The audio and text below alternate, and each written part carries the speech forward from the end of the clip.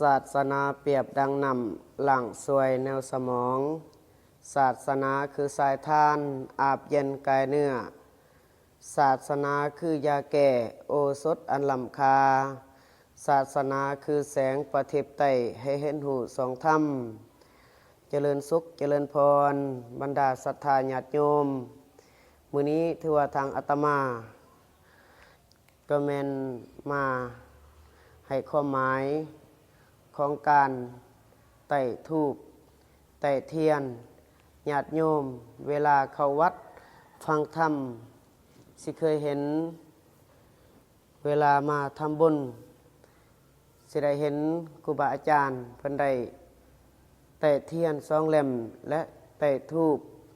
3 ดอกฉะนั้นแล้วถือว่าความหมายของการไต่เทียน2 เล่มเล่มที่1ก็แม่น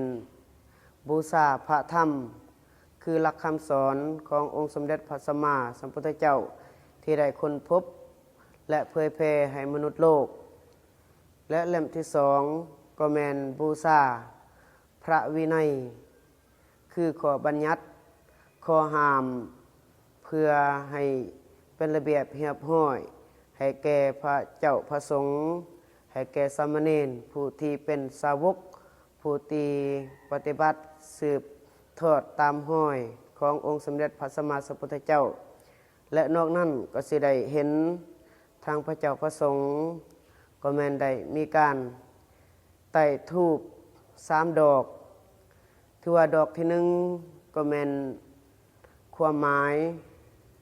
อันหลักๆส่วนหลายตามเฮาได้ยินก็แม่นบูชาพระพุทธพระธรรมพระสงฆ์แต่ความหมายอันแท้จริงความหมายดอกที่1เพื่อบูชาพระปัญญาที่คุณคือปัญญาที่ทำให้ตรัสรู้โดยพระองค์เองดอกที่2ก็แม่นเพื่อบูชาพระบริสุทธิ์ที่คุณคือความบริสุทธิ์จากกิเลสตัณหาความโลภความหลงจากโทสะโมหะและดอกที่3จูดบูชาพระมหากรุณาธิคุณ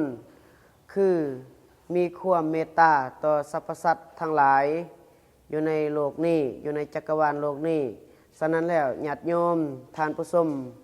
ผู้ใดเข้ามาฟังมาเบิงเจริญพรคอมเมนต์ผู้ใดมีความหมายต่างๆนอกจากที่อาตมาได้